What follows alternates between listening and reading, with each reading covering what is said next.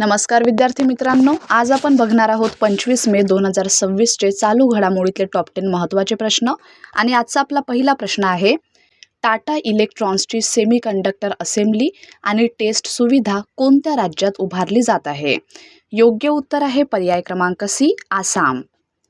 Tata electronics भारताच्या semiconductor आणि electronics उत्पादन क्षेत्रातील महत्त्वाकांक्षांना चालना देत आहे। कंपनी आसाममध्ये 3.26 अब्ज डॉलर्स खर्चाची मोठी सेमीकंडक्टर असेंब्ली आणि चाचणी सुविधा उभारत आहे। तसेच गुजरातमधील ढोलरा येथे 91,000 कोटी खर्चांचा फ्रंट एंड फॅब्रिकेशन प्लांट उभारण्याचे काम सुरू आहे। या प्रकल्पातून भारतात स्वदेशी चिप उत्पादनाला मोठी चालना मिळण्याची अपेक्षा आहे।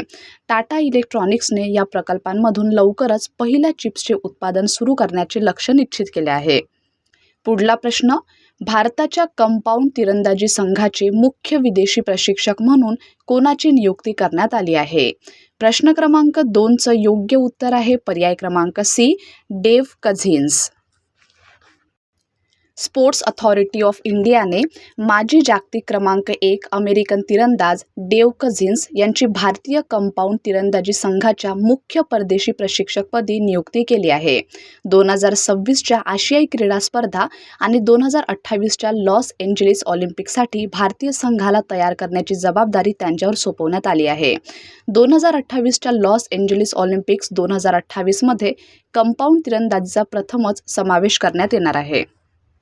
पुढला प्रश्न, बिहार सरकारने कोणत्या आंतरराष्ट्रीय विमानमार्गास मंजुरी दिली आहे? प्रश्न क्रमांक 3चं योग्य उत्तर आहे पर्याय क्रमांक बी, गया बँकॉक। बिहारमध्ये आंतरराष्ट्रीय उड्डाणे आणि हवाई संपर्क वृद्धीसाठी विविध उपाययोजना राबविण्यात येत आहे। बिहार सरकारने पटना आणि गया विमानतळांवरील उड्डाण विस्तारासाठी न्यू डेस्टिनेशन पॉलिसी मंजूर केली आहे। अलीकडेच राज्य मंत्रिमंडळाने इंडिगोला गया ते बँकॉक दरम्यान थेट आंतरराष्ट्रीय उड्डाणे सुरू करण्यास मंजुरी दिली आहे। या निर्णयामुळे बिहारचा आंतरराष्ट्रीय हवाई संपर्क अधिक मजबूत होण्याची अपेक्षा व्यक्त करण्यात येत आहे। प्रश्न 4था आहे, इंग्लंडमध्ये मुलांसाठी मोफत बस सेवा योजना कोणत्या उपक्रमाअंतर्गत जाहीर करण्यात आली आहे? योग्य उत्तर आहे पर्याय क्रमांक बी, ग्रेट ब्रिटिश समर सेव्हिंग्स। 20 मे 2026 रोजी ब्रिटन सरकारने इंग्लंडमधील मुलांसाठी मोफत बस सेवा योजना जाहीर केली। ही योजना ग्रेट ब्रिटिश समर सेव्हिंग्स उपक्रमाचा भाग आहे। ऑगस्ट 2026 दरम्यान सहभागी स्थानिक बस सेवांमध्ये ही सुविधा लागू राहणार आहे। इंग्लंडमधील 5 ते 15 वर्षे वयोगटातील मुलांना या योजनेचा लाभ मिळणार आहे। शालेय सुट्ट्यांच्या काळात कुटुंबांवरील आर्थिक भार कमी करण्याच्या उद्देशाने ही योजना सुरू करण्यात आली आहे। मोफत प्रवास योजना आणि बस सेवांच्या सातत्यपूर्ण सहाय्यासाठी ब्रिटन सरकारने $100 दशलक्षांपेक्षा अधिक निधी मंजूर केला आहे। प्रश्न 5वा आहे, वंदे मातरम गायन सर्व मान्यताप्राप्त मदरशांमध्ये अनिवार्य करण्याचा निर्णय कोणत्या राज्य सरकारने घेतला आहे? योग्य उत्तर आहे पर्याय क्रमांक सी, पश्चिम बंगाल। 21 मे 2026 रोजी पश्चिम बंगाल सरकारने राज्यातील सर्व मान्यताप्राप्त मदरशांमध्ये सकाळच्या प्रार्थनेसवेळी वंदे मातरम गायन अनिवार्य करण्याचा निर्णय घेतला। हा आदेश राज्यातील सरकारी मॉडेल मदरसे, शासन अनुदानित मदरसे तसेच विना अनुदानित मदरशांना लागू करण्यात आला आहे। पुढला प्रश्न, मंत्रिमंडळ स्तरावर स्वतंत्र कृत्रिम बुद्धिमत्ता विभागाची स्थापना कोणत्या राज्य सरकारने केली आहे? योग्य उत्तर आहे पर्याय क्रमांक सी, केरळ। मंत्रिमंडळ फेररचनेदरम्यान केरळ राज्य सरकारने मंत्रिस्तरीय संरचनेत स्वतंत्र कृत्रिम बुद्धिमत्ता म्हणजेच आर्टिफिशियल इंटेलिजन्स विभागाची अधिकृत स्थापना केली। राज्य प्रशासनात तंत्रज्ञानाचा व्यापक वापर वाढवणे हा या निर्णयामागील प्रमुख उद्देश आहे। या विभागामुळे डिजिटल प्रशासन, नवोपक्रम, स्टार्टअप परिसंस्था आणि माहिती तंत्रज्ञान क्षेत्राला अधिक चालना मिळणार आहे। 7वा प्रश्न आहे, केंद्र सरकारच्या प्रकल्पांच्या संख्येत देशात प्रथम क्रमांकावर कोणते राज्य आहे? योग्य उत्तर आहे पर्याय क्रमांक सी, महाराष्ट्र। देशभरात केंद्र सरकारमार्फत महामार्ग, रेल्वे, विमानतळ, औद्योगिक कॉरिडॉर, ऊर्जा प्रकल्प, बंदरे आणि शहरी विकास यासारख्या मोठ्या पायाभूत सुविधा प्रकल्पांची वेगाने अंमलबजावणी सुरू आहे। उपलब्ध आकडेवारीनुसार केंद्र सरकारच्या प्रकल्पांच्या संख्येत महाराष्ट्र देशात प्रथम क्रमांकावर आहे। महाराष्ट्रात सुमारे 5.5 ट्रिलियन मूल्याचे 215 केंद्र सरकारचे प्रकल्प सुरू आहेत. उत्तर प्रदेश 180 प्रकल्पांसह दुसऱ्या क्रमांकावर असून या प्रकल्पाची किंमत अंदाजे 4.3 ट्रिलियन इतकी आहे.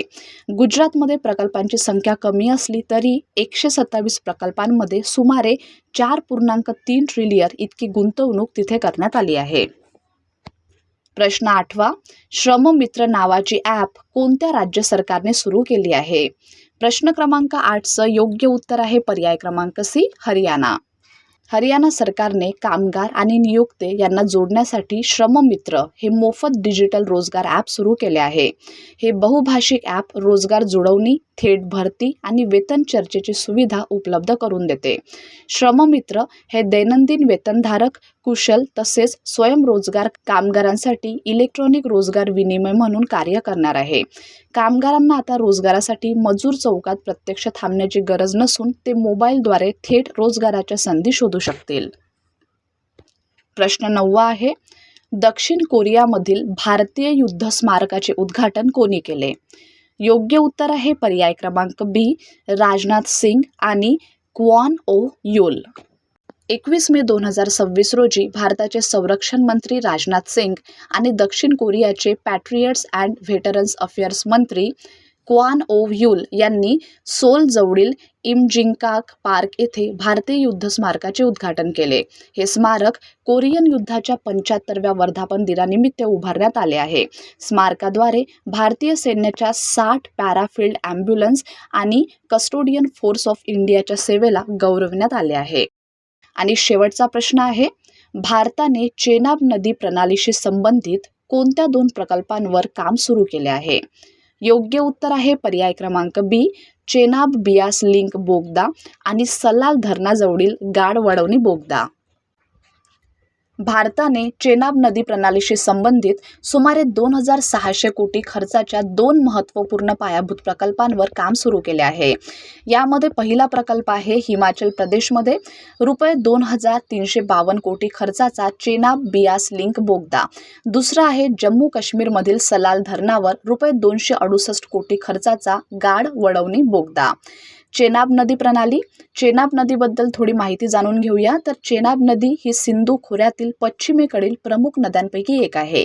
ही नदी भारत आणि पाकिस्तान या दोन्ही देशांमधून वाहते. चेनाब नदीवरील प्रमुख जलविद्युत प्रकल्प.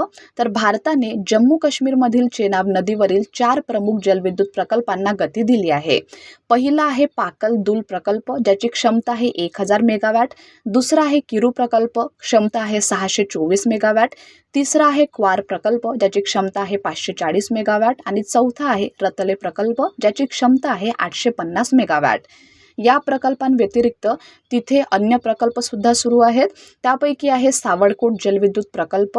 या प्रकल्पाची जी क्षमता आहे ती आहे 1856 मेगावॅट आणि याचा अंदाजित खर्च आहे रुपये 5,129 कोटी. त्यानंतर दुसरा प्रकल्प आहे दुलहस्ती स्टेज सेकंड प्रकल्प, ज्याची क्षमता आहे 260 मेगावॅट आणि अंदाजित खर्च आहे रुपये 3,277.45 कोटी. तर विद्यार्थी मित्रांनो, हे होते आपल्याचे टॉप 10 महत्त्वाचे प्रश्न. धन्यवाद.